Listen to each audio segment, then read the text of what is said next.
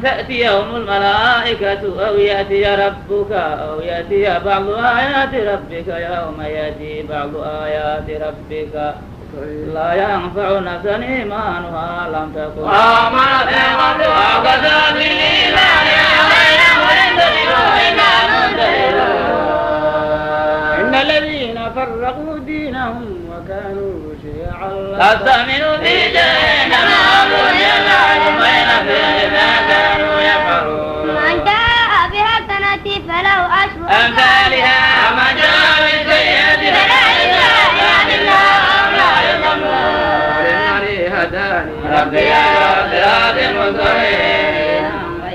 ملة إبراهيم حنيفا وما كان من المشركين قل إن صلاتي ونسكي ومحياي ومماتي لله رب العالمين لا شريك له وبذلك أمرت وأنا أول المسلمين قل غير الله أبغي ربا وهو رب كل شيء ولا تغفر كل نفس إلا عليها ولا تزر وازرة وزر ثم إلى ربكم نجيكم فينبئكم بما كنتم فيه تختلفون وهو الذي جعلكم خلائف الأرض ورفع بعضكم فوق بعض درجات ليبلوكم فيما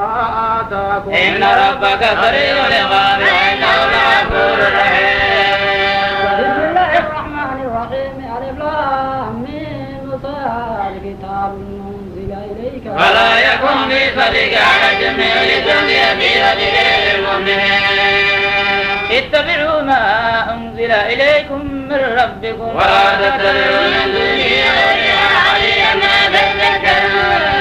وكم من قرية أهلكناها فجاء بأسنا بياتا وهم غائلون وما كان دعواهم إجاء بأسنا إذا قالوا إنا كنا ظالمين أن الذين أرسل إليهم ونسأل المرسلين عليهم وما كنا غائبين والوزن يومئذ الحق وما ثقلت موازينهم فأولئك هم المفلحون ومن خفت موازينه فأولئك الذين خسروا أنفسهم بما كانوا بآياتنا يظلمون